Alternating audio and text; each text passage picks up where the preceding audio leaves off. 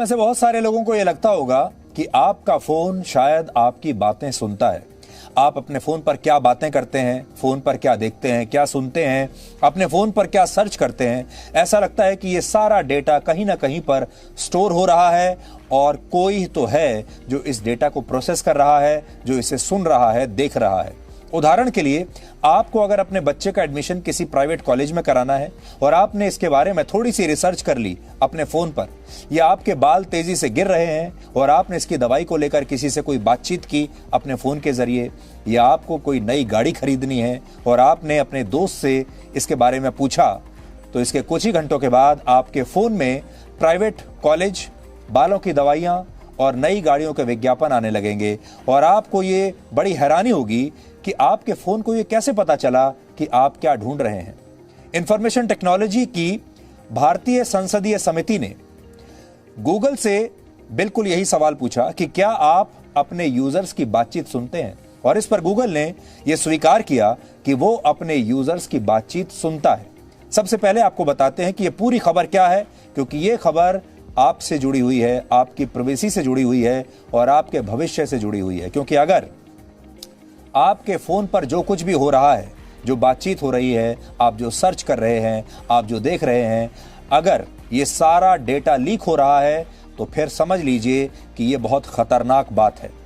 29 जून को केंद्रीय आईटी मंत्रालय की संसदीय समिति ने सोशल मीडिया प्लेटफॉर्म्स के दुरुपयोग को लेकर एक बैठक बुलाई थी, जिसमें बड़ी बड़ी टेक्नोलॉजी कंपनियां जैसे गूगल और फेसबुक के प्रतिनिधि इस समिति के सामने पेश हुए थे। इस दौरान गूगल से संसदीय समिति ने पूछा कि उन्हें गूगल की कुछ सेवाओं पर संदेह होता है और ऐसा लगता है कि गूगल भारतीय यूजर्स की बातों को सुनता है।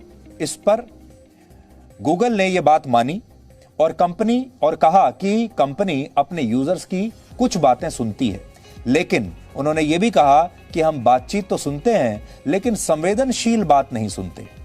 गूगल के इस जवाब पर संसदीय समिति के सदस्यों को बड़ी हैरानी हुई और समिति ने पूछा कि गूगल ये कैसे तय करता है कि उसके किस यूजर की कौन सी बात संवेदनशील है और कौन सी बात नहीं।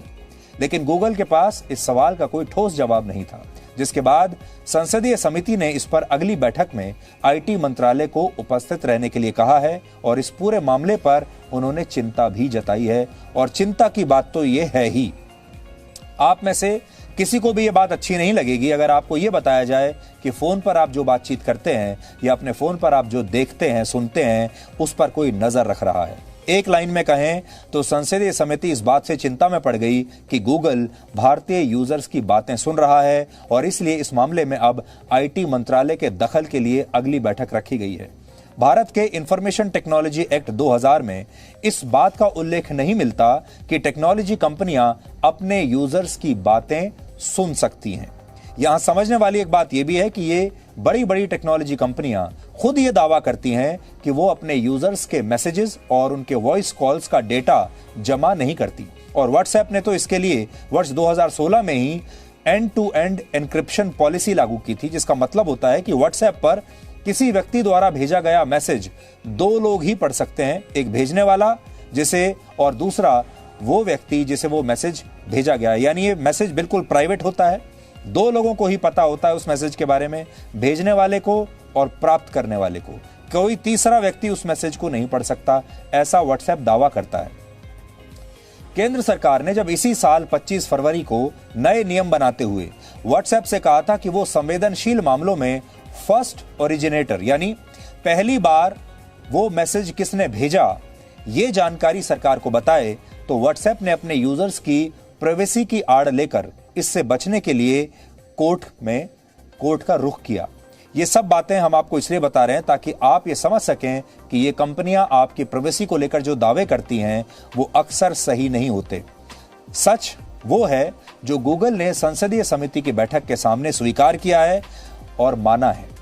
हालांकि आपके मन में सवाल जरूर होगा कि गूगल के तो बहुत सारी ऐप्स हैं और बहुत सारी सेवाएं हैं, इनमें से किस के माध्यम से गूगल यूजर्स की बातें सुनता है।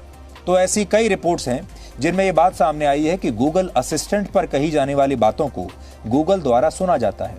गूगल असिस्टेंट एक ऐसा फीचर है जिसकी मदद से आप बिना कुछ टाइप किए सिर्फ बोलकर किसी भी वेबसाइट और कोई भी दूसरी चीज को गूगल सर्च इंजन पर खोल सकते हैं और वहां तक पहुंच सकते हैं। और गूगल की इसे लेकर एक पॉलिसी भी है। ये पॉलिसी कहती है कि गूगल यूजर्स और गूगल असिस्टेंट के बीच जो बातें होती हैं उन्हें कंपनी द्वारा रिकॉर्ड किया जाता है। इसका मतलब यह है कि जब आप गूगल असिस्टेंट पर जाते हैं और बोलकर गूगल असिस्टेंट से कुछ भी करने के लिए कहते हैं, उसे कोई भी इंस्ट्रक्शन देते हैं, तो वो इंस्ट्रक्शन सुनी जा रही होती है, उसे रिकॉर्ड किया जाता है। लेकिन इस पॉलिसी में कहीं भी ये नहीं लिखा कि कंपनी रिकॉर्ड की गई आपकी इन बातों को सुनती है या नहीं।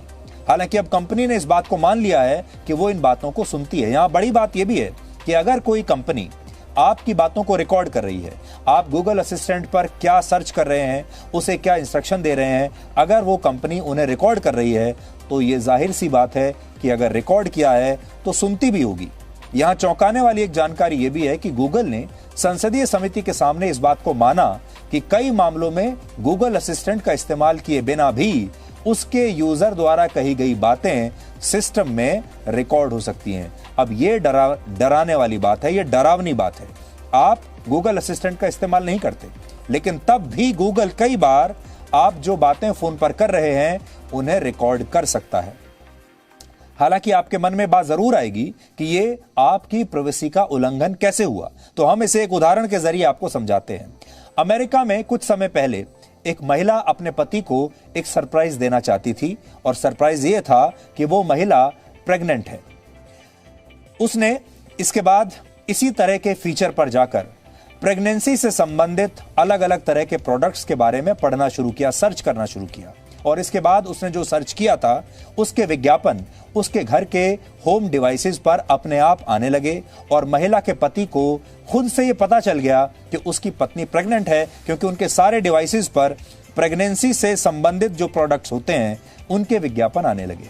यानी उस महिला ने जिस बात को सबसे छिपा कर रखा, अपने पति को भी नहीं बताया, उस बात को उस टेक्नोलॉजी कंपनी ने सुन भी लिया और बाकी की कंपनियों को यह डेटा बेच भी दिया। यानी वो जो टेक्नोलॉजी कंपनी है उसने प्रेगनेंसी से जुड़ी प्रोडक्ट्स बनाने वाली सारी कंपनियों को यह डेटा और यह जानकारी बेच दी कि अमुक महिला इस समय प्रेगनेंसी से जुड़ी हुई प्रोडक्ट्स को ढूंढ रही है। और उसके बाद अचानक से वो विज्ञापन उनके सारे डिवाइसेस पर आने लगे। अगर उसके साथ ये हो सकता है तो आपके साथ भी हो सकता है। जनवरी 2019 में बेल्जियम के एक न्यूज चैनल ने डच भाषा में की गई कई रिकॉर्डिंग्स को अपने चैनल पर चला दिया था। इसके बाद तब वहां गूगल ने यह माना था, या कह लीजिए कि मानना पड़ा था, कि ये सभी रिकॉर्डिंग्स उसने ही की हैं और ये रिकॉर्डिंग्स बाद में लीक हो गई। उस समय यह बात भी सामने आई कि हर 1000 रिकॉर्डिंग्स में से 153 रिकॉर्डिंग्स ऐसी होती हैं जो बिना गूगल असिस्टेंट के इस्तेमाल किए भी उनके सिस्टम में रिकॉर्ड हो जाती हैं, दर्ज हो जाती हैं। सोचिए, लोगों की प्राइवेसी अब रही कहां। गूगल पर लोगों की बातों को सुनने और उनके डेटा को चुराने का यह पहला मामला नहीं है। आज हम आपको संक्षेप में 3 पॉइंट्स के जरिए ये बताएंगे कि कैसे गूगल पर गंभीर आरोप लग चुके हैं और कंपनी ने इस पर कई देशों में भारी जुर्माना भी भरा है। 2018 में अमेरिकी अखबार द वॉल स्ट्रीट जर्नल ने बताया था कि गूगल जीमेल अपने यूजर्स के इनबॉक्स को स्कैन करता है और फिर यह डेटा बड़ी बड़ी कंपनियों को बेच दिया जाता है। इसलिए अगर आप जीमेल पर हैं तो यह जानकारी आपके काम की हो सकती है। जनवरी 2019 में फ्रांस की सरकार ने गूगल पर लोगों का डेटा इकट्ठा करने के लिए 50 मिलियन यूरो यानी 440 करोड़ रुपए का जुर्माना लगाया था। 440 करोड़ रुपए। इसके अलावा दिसंबर 2020 में भी यूजर्स का डेटा बड़ी बड़ी कंपनियों को बेचने के लिए फ्रांस ने गूगल पर एक बार फिर 100 मिलियन यूरोज यानी 880 करोड़ रुपए का जुर्माना लगाया। सितंबर 2019 में अमेरिका में YouTube पर भी आरोप लगा था कि उसने बच्चों का डेटा इकट्ठा करके अलग अलग विज्ञापन कंपनियों को बेच दिया। बाद में ये आरोप सही साबित हुए और गूगल पर 170 मिलियन यूएस डॉलर्स यानी 1326 करोड़ रुपए का जुर्माना लगा और YouTube भी गूगल की ही कंपनी है। हालांकि इस मामले में गूगल असिस्टेंट से लोगों की बातें सुने जाने का शक है और यह बहुत गंभीर बात है। जनवरी 2020 तक पूरी दुनिया में गूगल असिस्टेंट के 50 करोड़ यूजर्स थे, जो अब शायद और भी बढ़ चुके होंगे। ऐसा क्यों हुआ होगा, इसे भी आज आपको समझना चाहिए कि यह पूरा तरीका क्या होता है। असल में पूरी दुनिया में बिकने वाले एंड्रॉयड मोबाइल फोन्स में गूगल असिस्टेंट का फीचर अपने आप पहले से ही मौजूद होता है। इसलिए अगर आपके पास एंड्रॉयड फोन है तो आपको ज्यादा ध्यान से ये खबर देखनी चाहिए। अगर आपके पास एंड्रॉयड फोन है या एंड्रॉयड का कोई और डिवाइस है तो उसमें गूगल असिस्टेंट पहले से ही लोड किया हुआ आता है, यानी इसे डाउनलोड आपको नहीं करना है। और एंड्रॉयड मोबाइल फोन्स खरीदने वाले लोग ना चाहते हुए भी इन कंपनियों के लिए एक प्रोडक्ट बन जाते हैं, क्योंकि जब भी आप एंड्रॉयड फोन खरीदते हैं उसमें गूगल असिस्टेंट पहले से ही फीड किया होता है, क्योंकि कंपनी इन्हीं लोगों का डेटा बेचकर पैसा कमाती है। इसके अलावा स्मार्ट होम डिवाइसेस और आईफोन्स में भी, जो एप्पल का आईफोन है उसमें भी इसका ऐप डाउनलोड हो सकता है। सरल शब्दों में कहें तो ये एक ऐसा खतरा है जो मोबाइल फोन्स का इस्तेमाल करते हुए हमेशा आपके साथ बना रहेगा।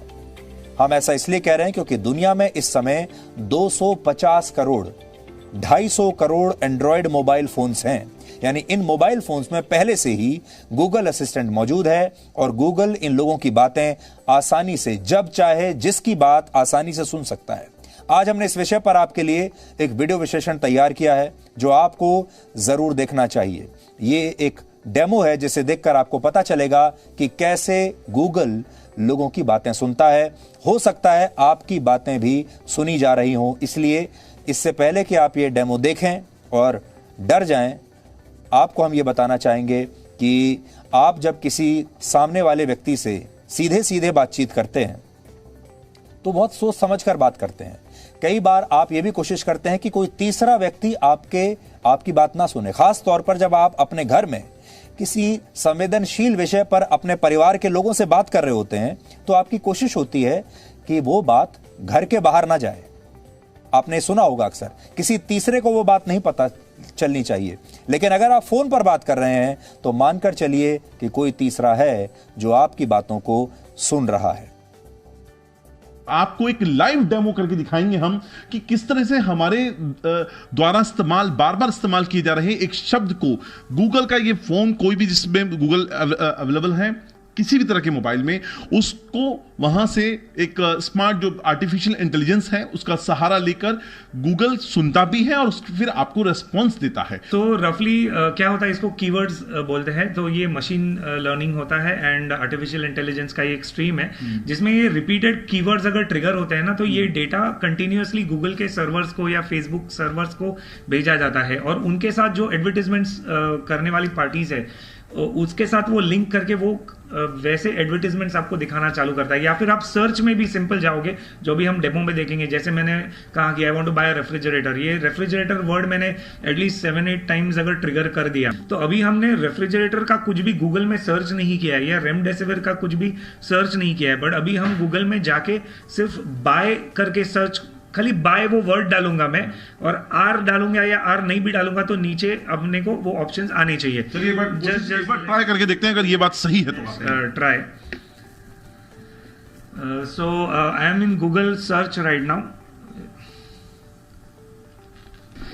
सो इसमें मैं सिर्फ अभी कुछ बाय आर ये लिखिए, इतने सारे रेफ्रिजरेटर रेमडेसिविर या these are auto suggestions given by Google. ये तो रेमडेसिविर पूरा दिखा रहा है। हाँ, ये रेमडेसिविर इंजेक्शन ऑनलाइन, रेफ्रिजरेटर भी आ गया। देखिए रेफ्रिजरेटर भी आ गया है। अभी थोड़ी देर पहले हम दो शब्दों का ही इस्तेमाल कर रहे थे, एक रेमडेसिविर जो दवाई है जो कोरोना में बहुत ज्यादा इस्तेमाल हुई, दूसरा रेफ्रिजरेटर। सारे के सारे नाम आप ऊपर से देखिए, रेमडेसिविर इंजेक्शन का है, रेमडेसिविर है, फिर ये रेफ्रिजरेटर है, रेमडेसिविर आ गया है। मतलब टोटल में से मोर देन 60 to 70% इन्होंने बाय रेमडेसिविर और बाय रेफ्रिजरेटर के बारे में ही बताया गया है। गूगल में जाकर हमने जब मोबाइल फोन ऑन किया, बाय आर लिखा, हमने पूरा नाम भी नहीं लिखा था, तो हमारी सर्च में अपने आप रेमडेसिविर और बाय रेमडेसिविर इंजेक्शन और बाय रेफ्रिजरेटर के आने लगे थे। लेकिन थोड़ी देर के बाद हमने जिस तरह पूरा गूगल को लेकर बातचीत करी, गूगल किस तरह से हमारी बातें सुन रहा होता है और इसके ऊपर ही हमने पूरा अपना इंटरव्यू किया, ये बात भी हमारी गूगल सुन रहा था। आपको ये बात प्रूफ करने के लिए मैं दिखाऊं, अभी जैसे ही हमारा इंटरव्यू खत्म हुआ हमने फिर से बाय आर टाइप किया। अब गूगल में बाय आर टाइप करने पर रेफ्रिजरेटर, ना तो रेफ्रिजरेटर आपको दिखाई दे रहा है और ना ही आपको रेमडेसिविर दिखाई दे रही है। अंकुर, ये तो बात प्रूफ हो गई कि गूगल हमारी बात भी सुन रहा है और जान रहा था कि हम उसके बारे में बात कर रहे हैं। We triggered some words like confidentiality या phone security, national security issue या security related to phone। तो अगर मैं कुछ ही मिनटों पहले वो बाय आर करके सर्च किया, जब भी उसने मेरे को रेफ्रिजरेटर एंड रेमडेसिविर के बारे में बताया, वही 5 मिनट के बाद कैसे गायब हो सकता है। We will check with Apple phone also whether same is happening. So I am just going to Google. ये लीजिए, इसमें एप्पल फोन में भी गायब हो गया। मैं आपको दिखाना चाहूंगा इसी फोन से, महज 5 मिनट पहले हमने आपको डेमो करके दिखाया है। इन दोनों फोन से यहाँ पे बाय आर भी हमने किया था, तब आपको हमने दिखाया था कि किस तरीके से रेफ्रिजरेटर और रेमडेसिविर दोनों के यहाँ पे बाय रेफ्रिजरेटर बाय रेमडेसिविर की जो यहाँ पर लिंक्स आ रहे थे, अब वो दोनों यहाँ से गायब हो गए हैं।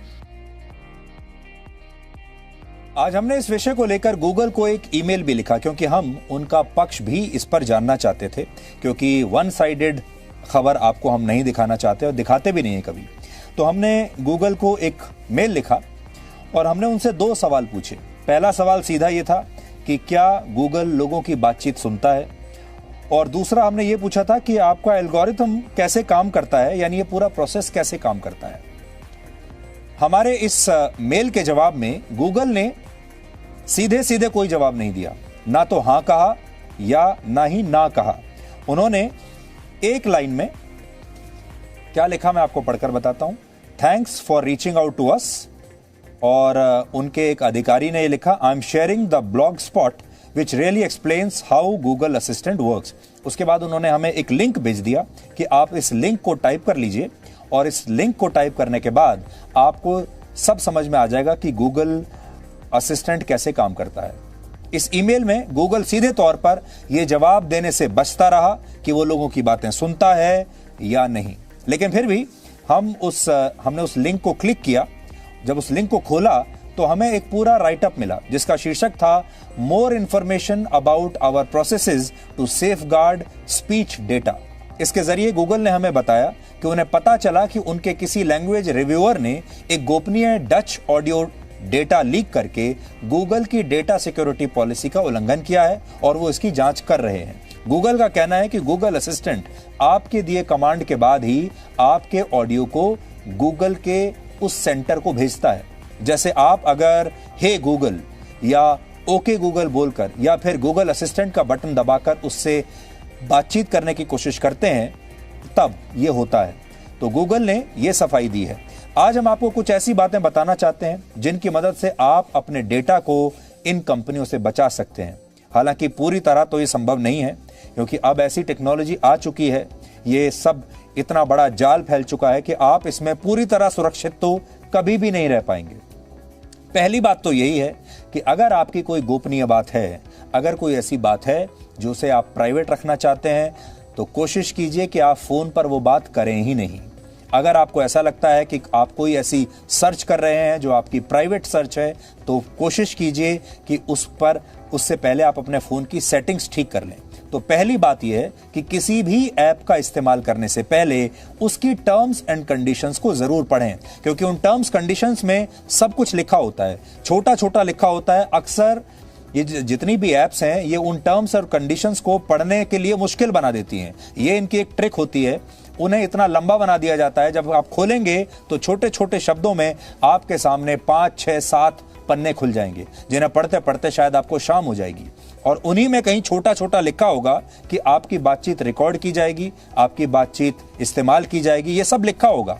लेकिन क्योंकि आप पढ़ते नहीं हैं और आप उसे स्किप करके सीधा यस दबा देते हैं, और ये ऐप्स यही चाहती हैं, ये चाहती हैं कि आप बिना पढ़े यस दबा दें, और उसके बाद जब आप यस दबा देंगे उसका मतलब होगा कि आपने इन्हें आपका कोई भी डेटा चुराने का, सुनने का, इस्तेमाल करने का पूरा अधिकार दे दिया है, और बाद में आप उन्हें इस बात की चुनौती दे भी नहीं सकते, शिकायत भी नहीं कर सकते आप। इसलिए बिना पढ़े यस मत दबाइए। दूसरी बात, अपने फोन की सेटिंग्स में जाकर आप अपने डेटा को ऑटो डिलीट कर सकते हैं। यह विकल्प है आपके पास, और उसे ऑटो डिलीट करते रहिए। तीसरी बात यह कि मोबाइल फोन्स की सेटिंग में जाकर माइक्रोफोन की एक्सेस को आप बंद कर दीजिए। आप जब अपने मोबाइल फोन के सेटिंग्स में जाएंगे तो उसमें आपके पास सेटिंग्स में जाने के बाद आपके पास एक विकल्प आएगा कि आप किस किस ऐप को कौन कौन सा एक्सेस देना चाहते हैं, क्योंकि ये सारी ऐप्स आपसे पूछती हैं कि इन्हें आपके माइक्रोफोन का एक्सेस चाहिए, इन्हें आपके कैमरे का एक्सेस चाहिए, आपकी फोटोज का एक्सेस चाहिए और आपकी जो और बाकी चीजें हैं उनका एक्सेस चाहिए। अब ये आपके ऊपर है, आप सेटिंग्स में जाकर वो सारी एक्सेस बंद कर सकते हैं। आप माइक्रोफोन की एक्सेस और कैमरे की एक्सेस तो हमेशा बंद करके ही रखिए, ये हमारी सलाह आपको रहेगी। इसलिए आज जब आप डीएनए देखने के बाद बैठे हैं तो सबसे पहले अपने फोन की सेटिंग्स में जाइए और देखिए कि आपने किस किस ऐप को अपने माइक्रोफोन की और कैमरे की एक्सेस दी हुई है।